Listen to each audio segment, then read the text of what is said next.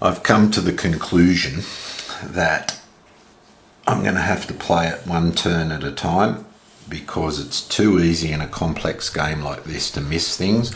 When you're playing by yourself, you wouldn't even know it, but when you're reviewing things, I hate mistakes. Now this unit, I mentioned it in the last episode. I picked it up around here. They couldn't go through that intense fire zone or these jungles. This fellow just went for a stroll and he would have had to stop there, or there. So instead I would have moved him. Probably wouldn't have moved him, but he has to now, so I'll plonk him there. And this fellow went 1, 2, 3, and that is a jungle hex, and he would have had to have stopped. So instead he would have gone 1, 2, 3. And I'm not even sure that's useful for us, but that is as it is. So I will be playing one turn at a time, doing the video, and if I make any mistakes that hurt me, I'll probably keep them, and if I make any that hurt the AI, then I'll reverse them, and if I make any that give me an advantage, I'll definitely reverse those. So turn 6. Catastrophic loss limit up to 12. We only have the 3 in the box, including a completely wiped out company. And this turn, the change is we get a second event after the Japanese fire phase. So no landings, that's the first turn for no landings. We get another one of these. Smoke prevents orange and brown. Well, that's not going to make any difference. That's essentially a no event, because brown's disrupted there, and over here it stops them from firing onto beach hexes, and we're not on any of the beach hexes. So no event. Would rather that than a bad one. The last one we got was place 2 depth markers. So now we get fire card. Well, we don't even worry about those just yet. All I'm looked at is I'm glad red didn't come up. Alright. Counterattacks. We start with the southernmost unit. His first priority is to hit a hex that fires onto the beach. He's got 3. He'll take the nearest to the moving unit. So he'll go in right where we predicted. We'll put a cube there where he came from.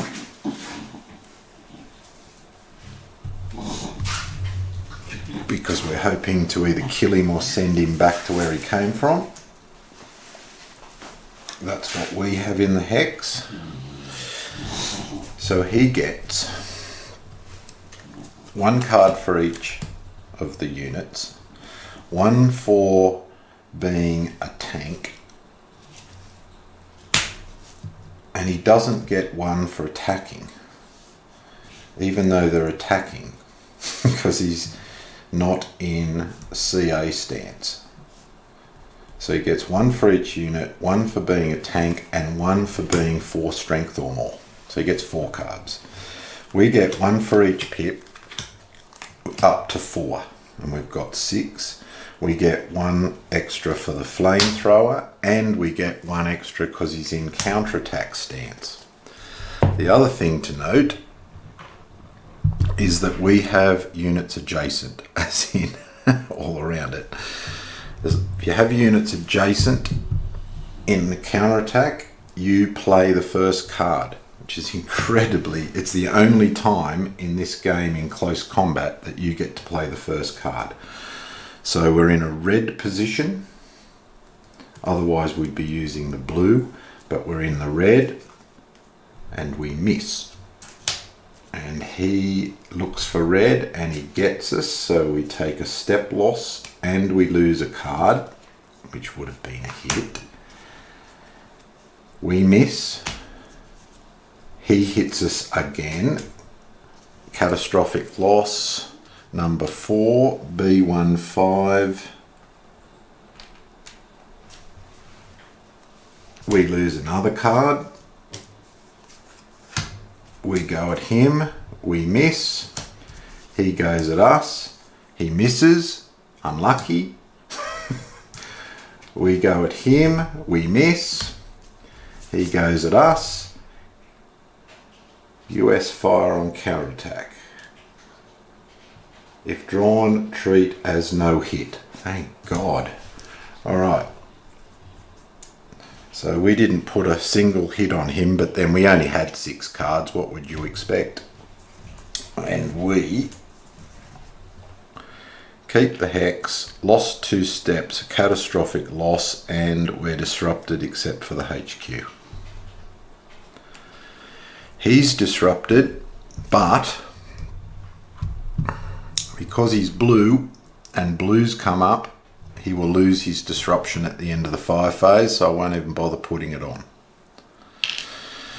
This one, as we figured out, first priority hex that can fire onto the beach. So he goes bump bump to there, goes out of counterattack stance, loses the depth marker, and that's him.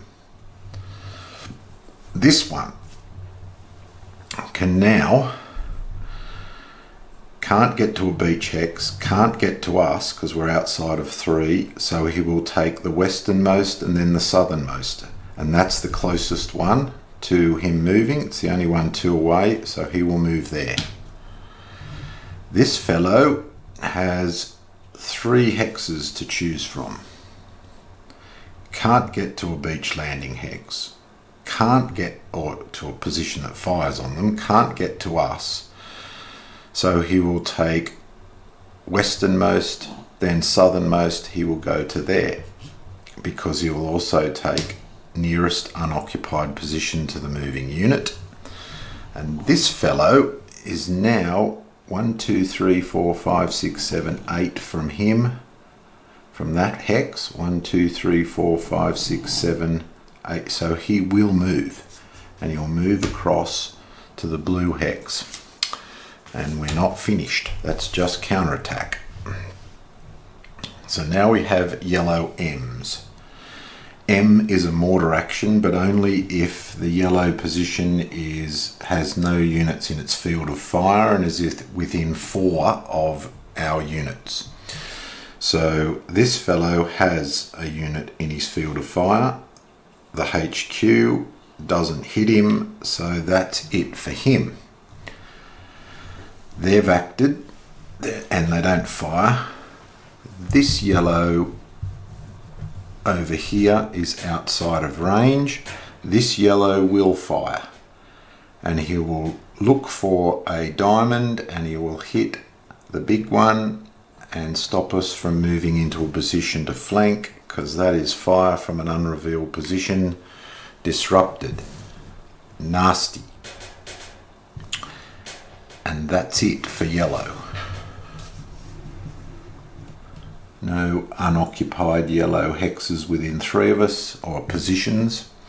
So blue R. R is active. R is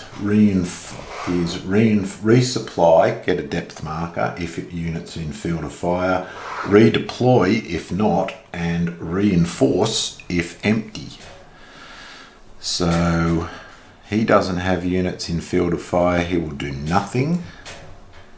He is outside of 3, thank goodness.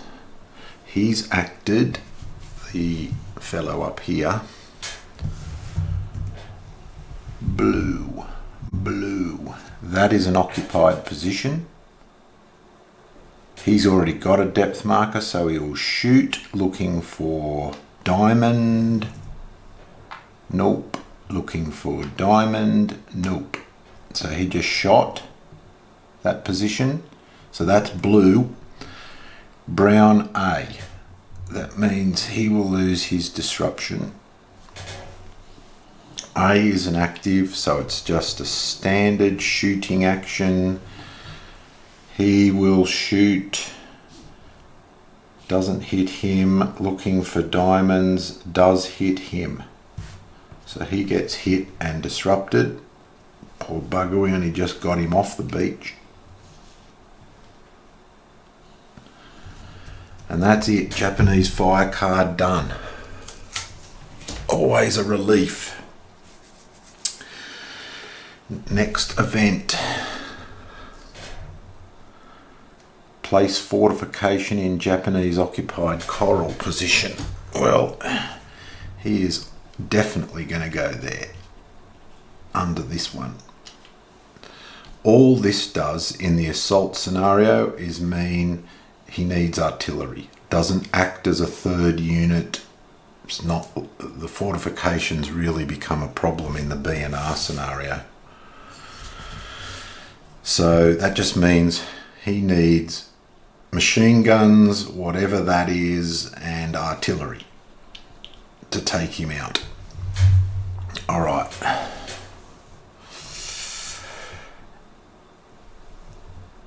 No HQ phase, our go. Okay, our turn. Lucky I caught that. He has redeployed, which is probably better than a reinforcement because he just comes in as is, so is no depth marker. So it's our turn. Turn 6. That mortar hit. The mortar hit over here was painful because I wanted to get him into a position, so instead we will move him. His free action will be to move on top.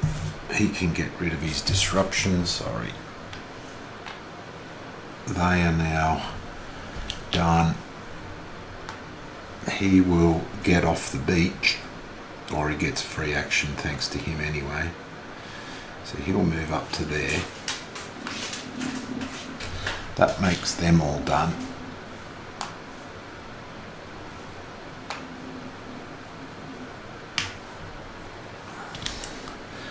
Now here,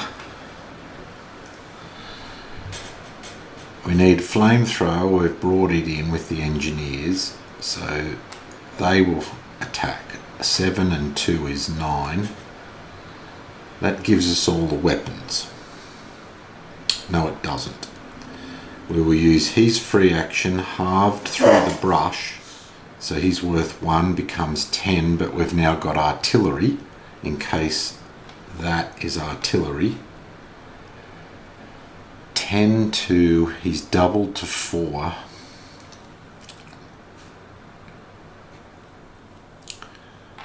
Let's call it 6. So we'll use one of these, K37. So it is 9 plus 1 is 10 plus 5 is 15. Oof. 2 doubled to 4 plus 3 is 7. 15 to 7, we get him. And then because it's after turn 4, they're both gone. Okay, happy about that. So that means the one that didn't attack can move with his HQ action.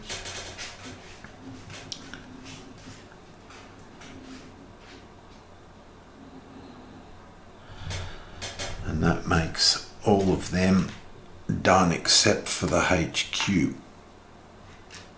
who could still move, which he probably won't. Oh, and that tank's done. So the other tank is going to fire at this simply for the off chance of pulling a purple diamond. We pull a purple diamond and we didn't. We got a purple circle. But if we had got the diamond, we would have destroyed the depth marker. So that's that. Let's move across here.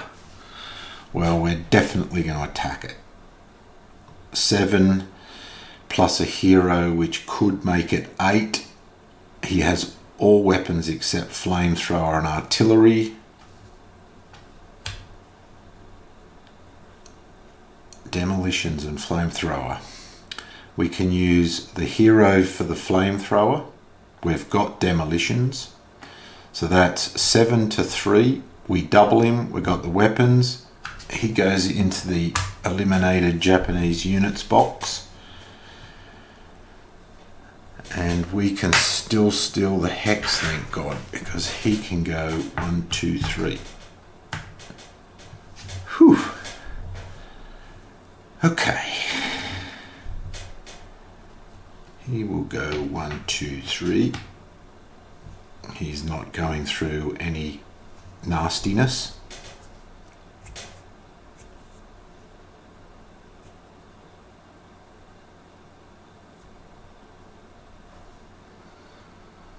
He would need an action. He could leap forward.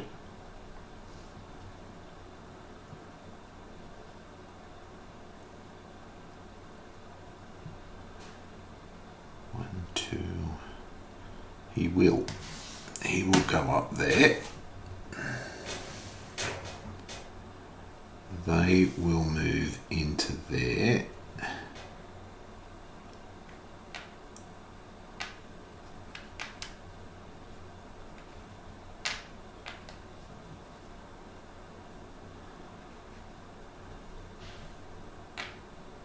He will move up onto the hero. And the HQ is going to go with them.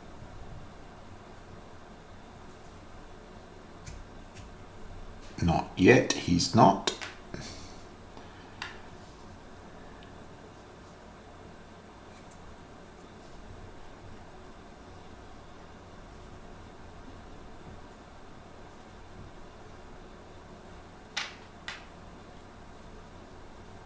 Now the HQ will go with them. It's a major investment into the centre. But if we've got an opportunity to do the airfield, do it. Alright, over here. We know we need machine guns. He will be doubled to 2. This will be doubled, whatever this is. And we need artillery. So we will spend an action and bring those 12 in. 12.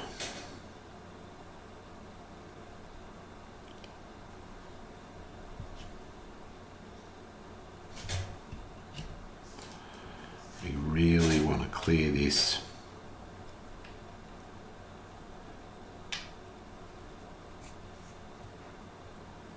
We really want to clear this. 12, we know it needs artillery, so we're going to fire him. He's firing through brush, so he gets halved, call it 2, so we're up to 14. And we're going to throw him in as well. I really want this. 22. Including every weapon except a flamethrower. 2. This is doubled. So 3 doubled to 6. We've more than doubled him. We don't need 2 artilleries, so he's gone. Okay, happy days.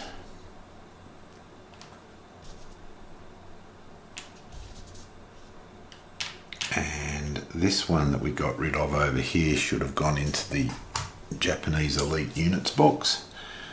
Okay, so we've spent one of our actions. Now the choice we have to make is, do we want to occupy it? And I'll explain why we don't necessarily want to occupy it.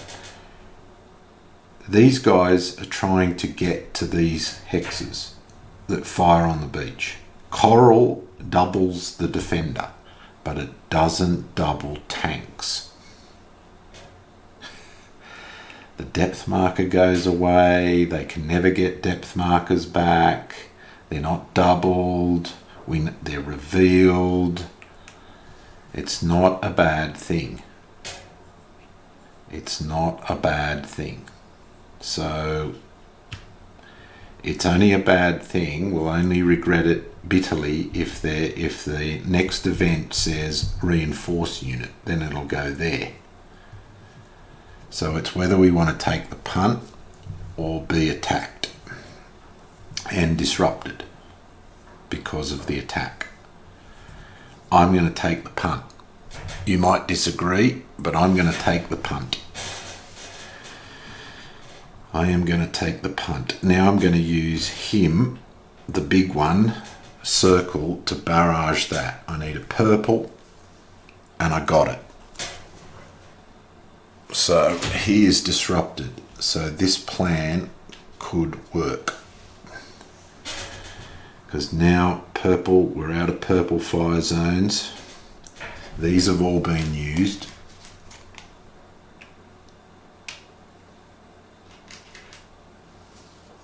All of them, they're disrupted, so they can take their disruption marker off and then they're used. HQ could still move.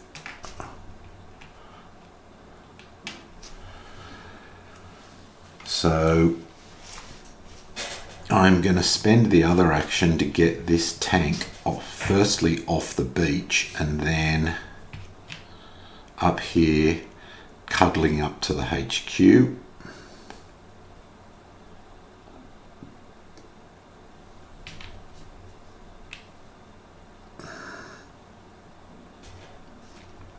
I'm going to use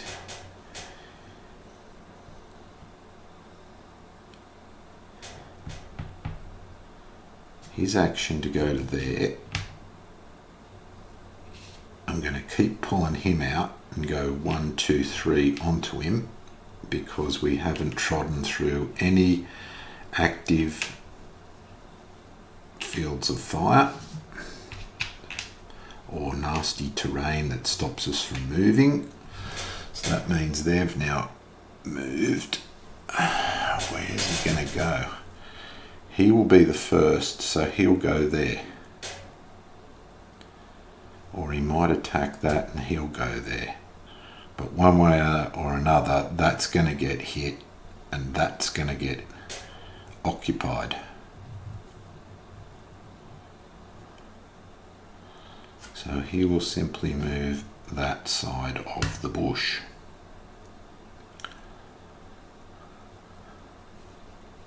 Okay, that's good. That's good. So we've really only got these guys that were outside of command range. We've used that command action. We don't have any more of those. They're all done. So there's nothing we can do. So that is our turn.